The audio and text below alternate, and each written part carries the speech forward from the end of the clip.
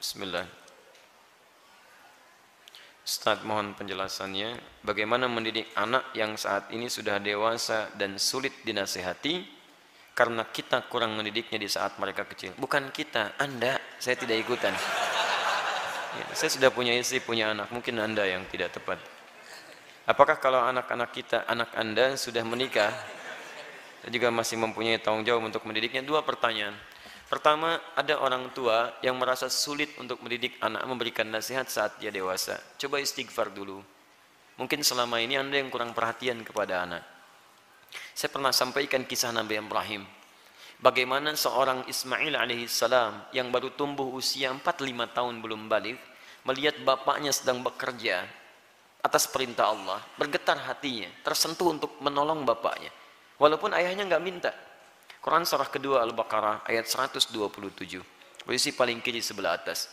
Wa idh yarfa'u Ibrahimul qawa'ida minal baiti wa Ismail. Perhatikan, saya ajarkan sedikit bahasa Arab. Dalam uslub bahasa Arab, ungkapan bahasa Arab, kalau ada dua subjek mengerjakan satu pekerjaan, subjeknya disebutkan langsung di depan. Maka ini menunjukkan porsi pekerjaannya sama, sebanding.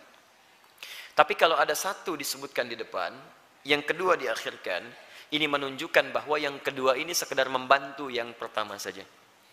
Tidak sebanding porsinya. Paham sampai sini? Sekarang perhatikan baik-baik. Wa idh yarfa'u Ibrahimul qawa'id. Ibrahim disebutkan. Dan ingatlah ketika Ibrahim diperintahkan oleh Allah meninggikan kembali bangunan Ka'bah yang sempat terkena banjir di masa Nabi Nuh alaihissalam. Wa Ismail, dan Ismail. Ismailnya diakhirkan.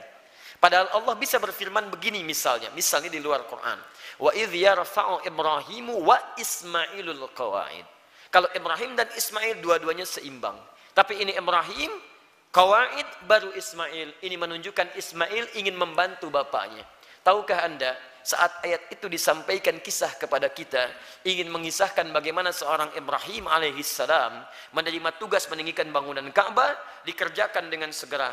Tapak pertamanya disebut dengan maqam. Sampai sekarang tapak itu dikenal dengan maqam Ibrahim. Saat akan membangunnya, kadarullah meninggikannya, kadarullah anaknya datang, melihat bapaknya bekerja, dia ingin menolongnya. Perhatikan, bukan dinasehati, bukan diminta, tapi anak tergerak untuk menolong bapaknya. Datang anaknya bawa batu. Batu bahasa Arabnya disebut dengan hajar. Kalau disusun-susun menjadi hijar. Kalau jadi bangunan disebut hujrah. Kalau jadi ruangan kamar-kamar disebut dengan hujurat. Maka dia mulai membantu bapaknya. Kalau bahasa kita, boleh nggak saya bantu? Dia bawa hajar, dia susun-susun. Begitu dia susun jadi bagian dari Ka'bah. Sampai sekarang disebut dengan Hijar Ismail. Hijar Ismail itu area dalam Ka'bah.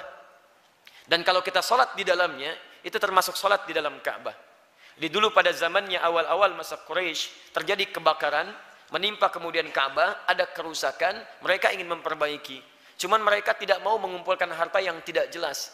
Akhirnya orang jahiliyah berusaha mengumpulkan harta yang paling halal. Tuh, orang jahiliyah bangun Ka'bah aja cari yang paling halal. Anda bisa bayangkan. Jadi mereka kumpulkan dan ternyata nggak cukup. Karena nggak cukup, kemudian area Hijar Ismail ini ya tidak tercukupi untuk kemudian dibangun pada area-area yang tertutup dengan area Ka'bah. Maka dibiarkanlah terbuka, sampai sekarang dipelihara keterbukaan itu, dan hikmahnya adalah Allah memberi kesempatan bagi orang yang ingin sholat di dalam Ka'bah. Bayangkan kalau tidak ada area itu, semua orang ingin semangat masuk, antrian macam-macam, tapi Allah berikan keluangan pada kita dengan area seputaran ini. Paham? Tapi intinya, ada sentuhan dari anak, melihat bapak bekerja, dia ingin membantu. Kisah keduanya, dahsyat lebih dahsyat. Quran surah 37 ayat 102. Begitu dia mulai dewasa, falamma balagha ma'ahu sa'ya, sudah mulai nalarnya matang, apa yang terjadi? Bapaknya melihat dalam mimpi, inni ara fil manami anni adbahuka. Papa lihat nak, dalam mimpi papa menyembelih kamu. Fanzur madza tara. Ini kisahnya. Berbagi bapak dengan anak. Lihat, berbagi, tukar, bagi pikiran. Bagaimana pendapat Ananda? Pendapat Ananda bagus, garis bawahi. Bagaimana pendapat Ananda? Anda tahu bahwa mimpi Nabi dan Rasul itu pasti wahyu. Dan kalau sifatnya wahyu harus segera dilakukan.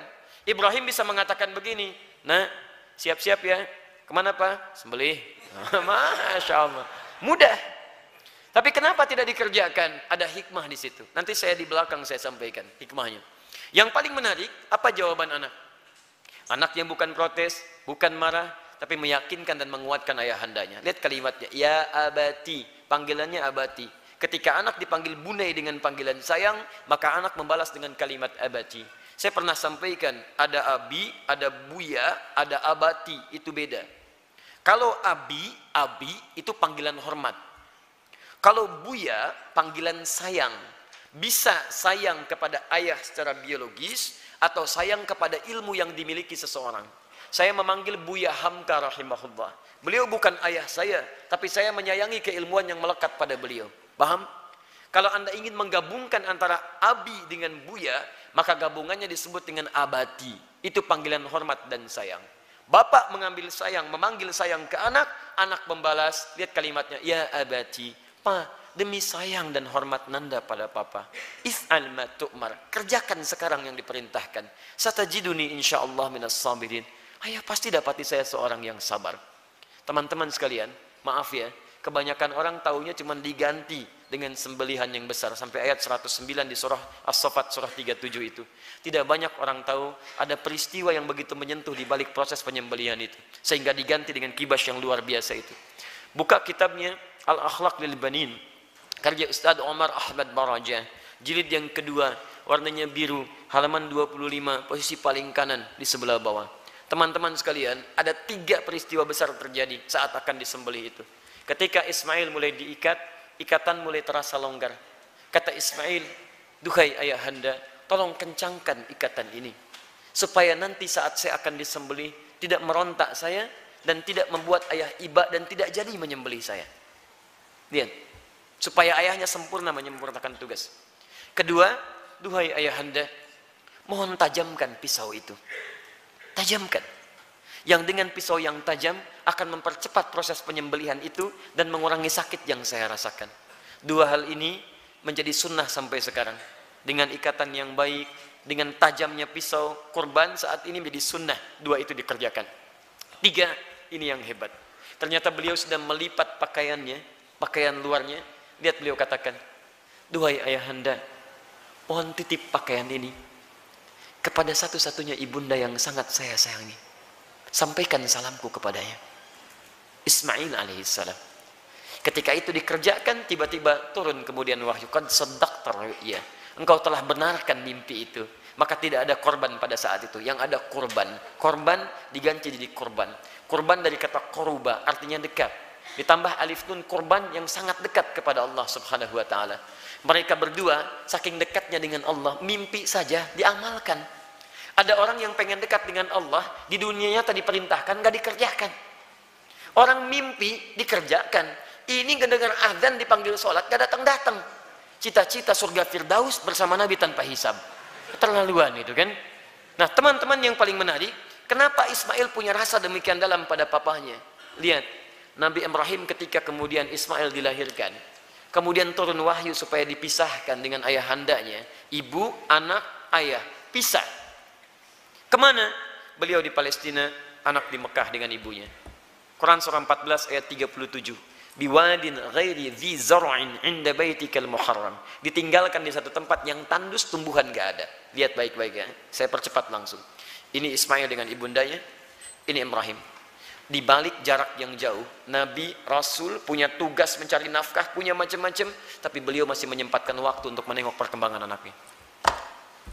Tengok siapa yang merawatnya, bagaimana pertumbuhannya, bagaimana asinya, bagaimana pertumbuhan kampungnya. Dari Palestina ke Mekah, itu kalau pakai bis, 1 hari 2 malam.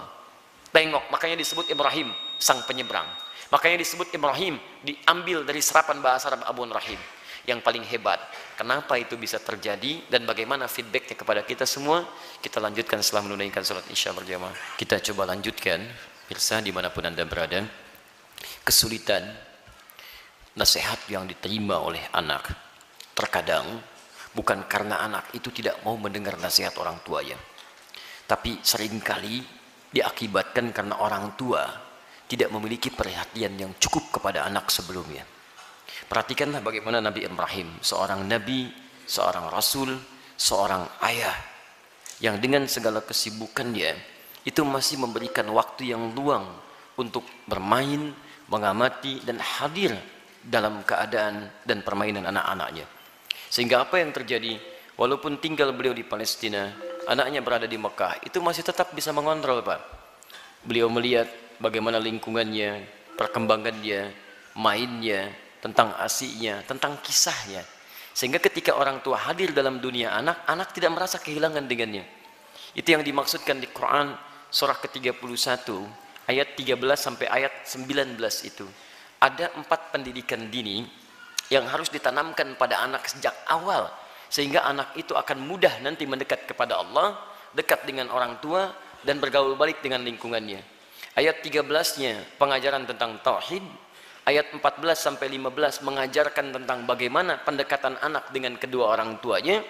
Ayat selanjutnya mengajarkan tentang bagaimana pendidikan salat ditanamkan sejak dini, dan yang keempat tentang akhlak supaya dia dekat dengan lingkungannya. Nah, ini kadang-kadang yang kita lupa. Mohon maaf, kita itu bukan nabi, rasul juga bukan. Surganya tidak sedekat Nabi Ibrahim. Maaf, gelar kita bukan Khalilullah, bukan Abul Anbiya. Sesibuk apa sih? Kadang-kadang pekerjaan berangkat gelap, pulang gelap, anak tidak bisa terlihat dengan baik. Ini barangkali yang menyebabkan anak-anak kadang ingin mencari perhatian, bukan karena nakal, tapi mungkin karena orang tuanya tidak hadir dalam dunianya. Itu yang jadi persoalan. Saya mohon Bapak Ibu sekalian, kita sudah punya pengalaman yang sama. Ya, setiap Anda pulang ke rumah, anak kan tidak akan menyebut dengan profesi Anda. Anda jadi direktur di kantor, tapi di rumah anak Anda itu mengharapkan ayah, bukan direktur. Pernah Anda pulang disambut oleh anak, Pak Direktur, Masya Allah, hebat kalau begitu Anda. Saya selama ini pulang ke rumah, anak kami masih kecil-kecil. Sejak dia usia 3 tahun, anak yang pertama, itu menanti depan rumah. Gak pernah saya pulang sampai ke rumah dibuka, sampai hari ini dengan adiknya. Kalau menyambut kami, datang dia berdua, tidak pernah memanggil sampai hari ini, Ustadz, tidak. Ternyata mereka menunggu ayahnya gitu. Satu kejadian, karena tahu saya sering kali pulang malam, dia siangnya tidur. Banyak dia tidur, supaya tunggu malam saya datang. Ternyata kadang ingin menampilkan sesuatu, ingin menyampaikan pesan tertentu. Kadang ingin menyampaikan pesan bahwa saya sudah menghafal surat 8 jam tunggu-tunggu itu. Antum juga begitu.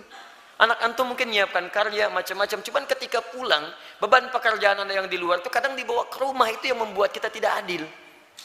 Itu yang repot. Kadang-kadang masalah di kantor dibawa ke rumah. Nyampe ke rumah anak sudah menunggu, sudah menyusun senyum sebaik mungkin, ketika dibuka ayahnya cemberut. Papa, diam kamu. Hah?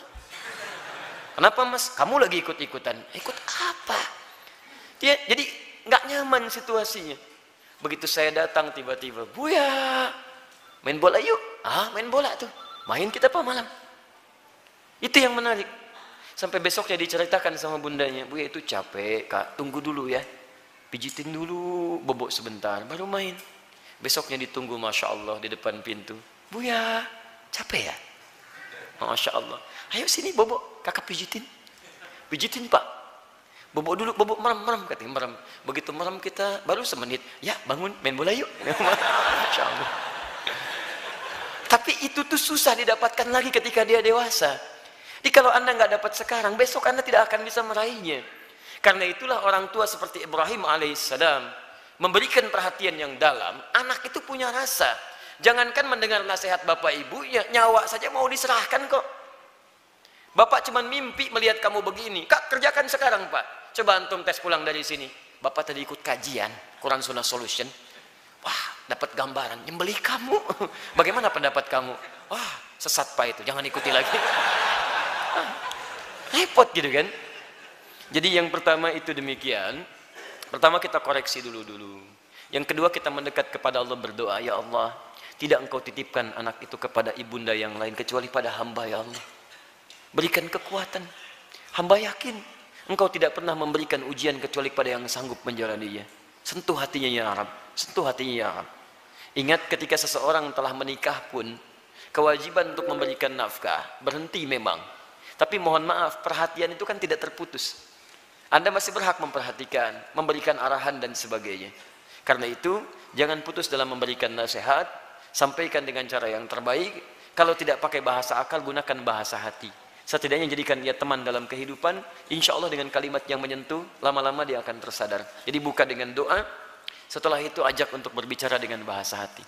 Nah, mama bersyukur kamu sekarang sudah tumbuh dewasa, cukup pintar, teman kamu banyak. Dulu saat kamu dikandung, masuklah ke situ. Besar harapan mama terhadap kamu. Tiap malam mama bermohon kepada Allah mengalirkan air mata, supaya kita itu bisa sama-sama duduk, sama-sama tersenyum, kita bisa bahagia. Saat kamu berada dalam sekian bulan, harapan itu semakin tinggi. Ayah menambah peluk keringatnya supaya kamu bahagia. Kami berdoa supaya kamu tidak seperti kami, makannya mungkin terbatas dan sebagainya. Pelan-pelan sampai sudah masuk ke dalam jiwanya, baru antum sampaikan nasihat-nasihat kebaikan. Insya Allah pelan-pelan di situ akan hadir kebaikan-kebaikan. Demi Allah saya katakan, sepanjang menjadi orang tua akan ada satu chemistry yang terbangun antara dua hati yang satu sama lain akan saling tersentuh di situ. Semoga Allah memberikan kekuatan insya Allah.